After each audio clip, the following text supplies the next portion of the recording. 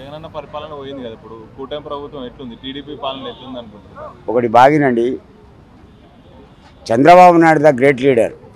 ఈ హైదరాబాద్ను డెవలప్ చేసిందంటేనే అతను. హైటెక్ సిటీ కానీ, చిన్న చిన్న పల్లెటూరులో ఒక హాస్పిటల్, ఒక స్కూలు, ఒక బస్ స్టాండ్ చిన్నదైనా సరే కట్టిండు. అతడు గ్రేట్ లీడర్ అండి. ఇక లోకేష్ అంటారా, యంగ్ పర్సన్, ఎడ్యుకేటెడ్ పర్సన్, చెప్పలేము. నెక్స్ట్ సీఎం అతను అయినా కావచ్చు. నెక్స్ట్ జగన్ పరిపాలన ఎలా అనిపించింది? పర్వాలేదు బాబాయ్. ఎందుకను నేను కాంగ్రెస్కు వీరాభిమానిని. వైఎస్ఆర్ గారు పెట్టిన 2 పథకాలు ఉన్నాయి, ఒకటి 108, ఒకటి 0 ఆరోగ్యశ్రీ. దానివల్ల కొన్ని వేల మంది బతికిళ్ళు. అందులో నా భార్య కూడా ఉంది ఆరోగ్యశ్రీ పథకం మీద. నెక్స్ట్ ఇప్పుడు జగన్ ఒంటరి అయిపోయాడు అనుకుంటారు? Never never. అతను ఒక చిరుతపులి అండి. చిరుతపులి అంటే తెలుసా? వేటాడి వేటాడి వేటాడి మరీ చంపుద్ది. పెద్ద పులి అట్లా కాదు, తనకు ఆకలి అయినప్పుడే చంపుద్ది. కానీ చిరుతపులి అట్లా కాదు, వేటాడుతుంది. ఆ క్యారెక్టర్ అతనిది. అంటే ఇప్పుడు జగన్ కూడా మరి 4 ఏళ్ళు ఆగి వేటాడుతాడంటారా మళ్ళీ? కంపల్సరీ. ఇప్పుడు మున్సిపల్ ఎలక్షన్లు వచ్చినాయి, ఇప్పుడు వస్తున్నాయి వచ్చే నెలలో. ఎనీ డౌట్, నేను నామినేషన్ వేస్తున్నా. నువ్వు వేస్తున్నావు నామినేషన్? ఎక్కడి నుంచి? ఇక్కడి నుండే పక్కా గెలుస్తా. ఎదుటోనికి డిపాజిట్ కూడా రానియా. కుర్చీ ఇక్కడ, కుర్చీ తాత. కుర్చీ అంటే బ్రాండ్. ఇప్పుడు ఆంధ్రప్రదేశ్ లో ఎలాంటి పథకాలు అందట్లేవు ఇంటింటికి. ఇప్పుడు ముసలోళ్ళకి కానీ పెన్షన్లు కానీ, విద్యార్థి వసతి దీవెన ఏం రావట్లేదు. పెన్షన్ కూడా రావట్లా, ఏది రావట్లేదు. కానీ ఇప్పుడు జగన్ ఎలా చేశారు, ఇప్పుడు ఇలా చేస్తున్నారు కదా, దాని మీద మీ అభిప్రాయం ఏంటి? ఒకటి బాబాయ్, ఎవరి మనసులో ఏముంటుందో. ఇప్పుడు 2000 పెన్షన్ ఇచ్చినప్పుడు ఏం చేసినారు? కానీ ఊర్ల పంటి మంచిగా 2000 ఉన్నప్పుడు పొద్దున 2 సీసాలు, మధ్యాహ్నం 2 సీసాలు, రాత్రి 2 సీసాలు, 6 కిలోల బియ్యం ఫ్రీ. ఏమన్నది ఉప్పు కారం తీసుకపోయి ఇంత వండక తింటే అయిపోయి. వాడు బొంగు పని చేస్తాడు. ఇప్పుడు జగన్ పరిపాలనలో అన్ని ఇంటికి వచ్చాయి, మామూలు చంద్రన్న పరిపాలనలో ఏది రావట్లేదు. నీకు 18,000 నీకు 18,000 అని చెప్పారు. అరే 18,000 18 రూపాయలు లేవు. సో దాన్ని మీరు ఎలా చూస్తారు? మరి అక్కడ బడ్జెట్ ఉందో లేదోనండి, నీకు తెలియదు నాకు తెలియదు. ఏమైనా ఉంటే జగన్ మీద నూకేస్తున్నారు. ఒకటి బాబాయ్, ఒకటి బాగిను. కేసీఆర్ సీఎం ఉండే, మొత్తం నాకిండు, ఉల్టా అప్పులు చేసిండు. ఇంకో ఈ పాప ఉందా, పుట్టిన పాప 79,000 చిల్లర బాకీ. పాప కానీ బాబు కానీ ఫుల్ అప్పులు చేసిండు కేసీఆర్. అది తాగుబోతాడు. నెక్స్ట్ థ్యాంక్ యూ బాబాయ్, వెల్కమ్. ఆయన ఫోటో కూడా పక్కన పెట్టి గౌరవిస్తున్నట్టు కారణం ఏంటి? పవన్ కళ్యాణ్ ఉన్నందువల్ల ఆయన గెలిచాడని, కానీ ఆయన వల్ల పవన్ కళ్యాణ్ గెలిచాడని కాదు. అంటే ఎవడో ఏదో మాట్లాడుతుంటాడు. అవి అన్నీ అంత గొప్ప వ్యక్తి గురించి ఇప్పుడు ఇట్లా కిందికి లాగడానికి వ్యతిరేకంగా ఎందుకు చేస్తున్నారంటారు? రాజకీయం అయితే సన్నాసి ఉద్యోగం. సన్నాసులు డబ్బు కోసం రాజకీయాల్లో ఇప్పుడు ఉన్నటువంటి పరిస్థితుల్లో నేను ఒక 30 సంవత్సరాలు 40 సంవత్సరాల నుంచి రాజకీయాలు చూస్తున్నా. రాజకీయం అనేది ఆర్థికంగా బలపడడం కోసం, జనాన్ని ఎవరికి ఉపయోగపడడానికి కాదు రాజకీయం చేస్తున్నారు ఇప్పుడు ఉన్నటువంటి వ్యక్తులు. పవన్ కళ్యాణ్ లాంటి రాజకీయ నాయకుడు ఇండియాలో లేడు. ఉన్నాడని ఎవడన్నా చెప్పమండి వచ్చు? ఇండియాలోనే లేడు. 80% 8 రూపాయలు 10 రూపాయలు 8 రూపాయలు ఖర్చు పెట్టేశాడు పేద ప్రజలకి. ఇంకేమన్నా 1,00,000 రూపాయలు. జగన్ 1,00,000 కోట్లు అంటారు కదా, ఎప్పుడన్నా 1,00,000 రూపాయలన్నా ఎవడన్నా ఏమిటి జగన్ ఆడు ఏం చేసుకుంటాడు? డబ్బులు ఇద్దరు ఆడపిల్లలే ఇప్పుడు నెత్తిమే పెట్టుకుని పోతాడా అల్లక? ఏం చెప్తారు పవన్ కళ్యాణ్ గారి గురించి, ఆయన పరిపాలన గురించి? ఏమండి, ఆయన ఒక అద్భుతమైన వ్యక్తి. అలాంటి వ్యక్తులు ఏ యుగానికి పుడతారేమో.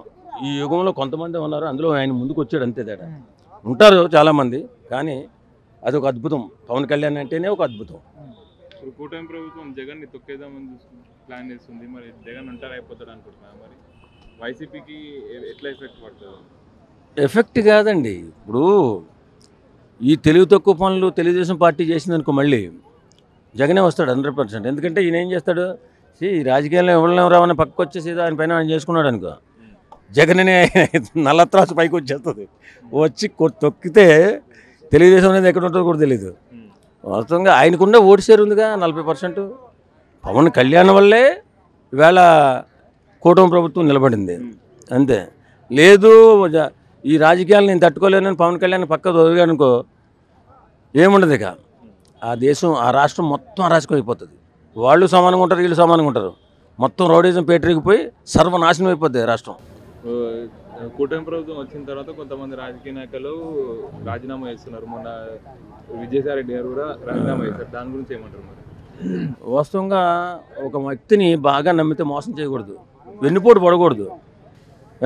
ఆయన జగన్ అనే వ్యక్తి మంచా చెడ పక్కన పెడితే ఏం పేరు విజయసాయి, ఆయన్ని ఎంతో అద్భుతంగా పైకి తీసుకొచ్చాడు. సొంత అన్నకంటే ఎక్కువ నమ్మాడు. మరి ఏ రాజకీయ ప్రలోభం కోసం బయటకు వచ్చేసాడో అర్థం కాదు. వెన్నుపోటు, అది మహా వెన్నుపోటు. వాళ్ళు చెడ్డోళ్ళు అవ్వచ్చు, మంచోళ్ళు. మనకు మనసుకు నచ్చకపోతే వాళ్ళు చెడ్డోళ్ళుగా మనం చెప్తూ ఉంటాం. కానీ అంత నమ్మిన వాడు ఎక్కడో విదేశాల్లో జగన్ ఉంటే అది అంత దుర్మార్గం అంటే, అంత నీచ రాజకీయం. అది శత్రువు అవ్వచ్చు మనకి. అలా చేయకూడదు అసలు. అలాంటి వ్యక్తి అలా చేసినప్పుడు పక్కోళ్ళు కూడా రే బాబు ఏదో జరుగుతుందని చెప్పి పక్క పోతారు. వాడు పార్టీ పాత్రం అయిపోవడానికి కొంచెం అవకాశాలు ఉన్నాయి. అలా చేయకూడదు. ఇప్పుడు అమరావతిలో డెవలప్మెంట్ ఎట్లుందనుకుంటున్నారు? ఇప్పుడు బాగా మొదలవుతుంది కదా. ఇప్పుడు బాగా కేంద్ర ప్రభుత్వం బాగా సహకరిస్తుంది. బ్రహ్మాండంగా డెవలప్ అవుతుంది. ఇంకొక 5 సంవత్సరాలన్నా ఉండాలి. పోలవరం గురించి అదే అయిపోతుంది. ఈ 5 ఏళ్లలో లోపే అయిపోతుంది. 2-3 ఏళ్ళనే అయిపోతుంది. అది చేస్తారండి, పని చేస్తారు. చంద్రబాబు నాయుడు ఇంతకుముందు అంత ఈజీగా తీసుకోవాలి. ఇంతకుముందు మా అందే ఉందిలే, మనం ఎలా నిలబడితే అలా అయిపోతుంది అనుకున్నాడు. ఒక్కసారి ఎగ్గిరిదంతే పని గోతులంచి ఇప్పుడే లేచాడు. ఇప్పుడు కానీ పని చేయకపోతే అసలు ఇంకా బతుకున్న వేస్ట్. సో ఇప్పుడు నెక్స్ట్ ఒకవేళ చంద్రబాబు కాకపోతే లోకేష్ సీఎం ఇస్తారా, లేకపోతే పవన్ కళ్యాణ్ ఇస్తారా? అది కాలం నిర్ణయిస్తుంది. ఇప్పుడు వాళ్ళకి సంఖ్యాబలం ఎక్కువ ఉంది కాబట్టి లోకేష్ అంటారేమో. కానీ ఆ తర్వాత లోకేష్ అన్న తర్వాత చాలా రాజకీయం బాగా చంద్రబాబు నాయుడుకి చేయలేరు కదా వీళ్ళు. తర్వాత ఎఫెక్ట్ పడతాయి. ఒకలో సీనియర్స్ ఎక్కువ ఉంటారు. ఇప్పుడు మన తెలంగాణలో చూడు, సీఎం ఏమో రేవంత్ రెడ్డి సీఎం అయితే, ఇప్పుడు మనం ఎక్కడ చూసినా సీఎంలాగా, అందరూ సీఎంలాగా ఉన్నారు ఇక్కడ. మొన్న జరిగిన సన్నివేశం మీకు అందరికీ తెలుసు కదా, యూట్యూబర్స్ అందరికీ. ఆయన ఒక ఛాంబర్లో మీటింగ్కి వెళ్తే మంత్రులందరూ కూర్చున్నారు. సీఎంతో ఒక్కడు కూడా తలెప్పి ఇలా తోడలేదు, లేచి నిలబడలేదు. లెగిసి నిలబడాలి అనేది ప్రోటోకాల్. వాస్తవంగా వయసులో చిన్నోడైనా సీఎంఏ కదా, సీఎంఏ కదా. అందరూ సీఎంలు అయితే పరిపాలన ఎలా ఉంటుంది?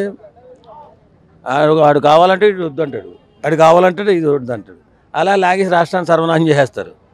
ఇప్పుడు ఏ ఒక్క పథకం కూడా అమలు కావట్లే, ఒక బస్సు తప్ప. బస్సు అవుతూ నడుస్తుంది, ఉన్నాయి, నడవట్లే. నేను అనుకున్నాను నడుతున్నా, ఇవన్నీ బాగా చేస్తాను. మన షూటింగ్కి వెళ్ళాను పల్లెటూరు. అక్కడ ఉన్న వాళ్ళందరినీ అడిగాను. తెలంగాణలో ప్రభుత్వం ఎట్లుంది? వీళ్ళు చెప్పిన మాటలను బట్టి బాగా చేస్తున్నారు అనిపిస్తుంది. వాస్తవంలోకి వెళ్తే ఎక్కడ కనపట్ల. రేవంత్ రెడ్డి గురించి ఏమంటారు? మొన్న ఒక మీటింగ్లో వెళ్తే చంద్రబాబు కూడా నవ్విండు ఆయన చూసి. అంటే ఆయన మాట్లాడే తీరు బట్టి దాన్ని నవ్విండు అని చెప్పేసి ట్రోల్ చేస్తున్నారు బాగా. రేవంత్ రెడ్డి గట్టి పట్టుదలతోనే ఉన్నాడండి చేయాలని. వాళ్ళ పార్టీ సహకరించాలి కదా. రేవంత్ రెడ్డి గారు విజన్ నాయకుడే కాబట్టి వెనకాల ఉన్నారుగా. అంటే సీనియర్స్ పార్టీలోనే వాళ్ళకి అసలు రేవంత్ రెడ్డి సీఎం అవ్వడం వాళ్ళు ఎవరికి ఇష్టం ఉంది? చాలా పెద్ద వాళ్ళు ఉన్నారు. వాళ్ళు ఏంటంటే సీఎం అయ్యాడు కానీ ఆ సీఎంకి ఇచ్చే గౌరవం ఇవ్వట్లేదు. ఇది వాస్తవం.